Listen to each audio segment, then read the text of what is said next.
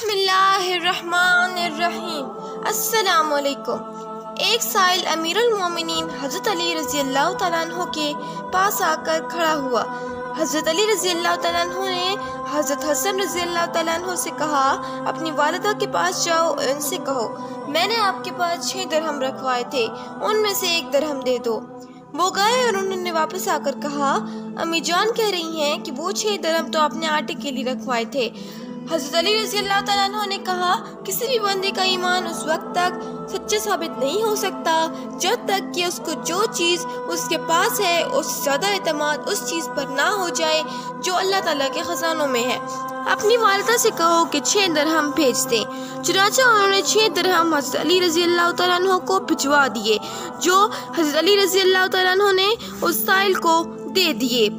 حضرت علی نے اپنی نشیت ابھی نہیں بدلی تھی کہ اتنے میں ایک آدمی ان کے پاس سے ایک اونٹ لیے گزرا جسے وہ بیچنا چاہتا تھا۔ حضرت علی رضی اللہ تعالیٰ عنہ نے کہا، یہ اونٹ کتنے میں دو گے؟ اس نے کہا 140 درہم میں۔ حضرت علی رضی اللہ تعالیٰ عنہ نے کہا، اسے یہاں باندھ دو، البتہ اس کی قیمت کچھ عرصے بعد دیں گے۔ وہ آدمی وہ اونٹ وہاں باندھ کر چلا گیا۔ تھوڑی دیر بعد ایک آدمی آیا اور اس نے کہا کہ یہ اونٹ کس کا ہے؟ حضرت علی رضی اللہ تعالیٰ عنہ نے کہا، میرا۔ اس آدمی نے کہا، کیا آپ اسے بیچیں گے؟ حضرت علی رضی اللہ تعالیٰ عنہ نے کہا، ہاں۔ اس آدمی نے کہا، کتنے ہیں؟ حضرت علی رضی اللہ تعالیٰ عنہ نے کہا، 200 درہم ہیں۔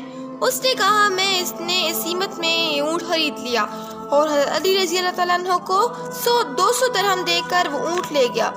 حضرت علی رضی اللہ تعالیٰ عنہ نے جس آدمی سے اونٹ ادھار خریدا تھا اسے 140 درہم دیے اور باقی 60 درہم لا کر حضرت فاطمہ کو دے دیے۔ حضرت فاطمہ رضی اللہ تعالیٰ عنہ نے کہا، یہ کیا ہے؟ حضرت علی رضی اللہ تعالیٰ عنہ نے کہا، یہ وہ ہے جس کا اللہ تعالیٰ نے اپنے نبی کی زبانی ہم سے وعدہ کیا تھا۔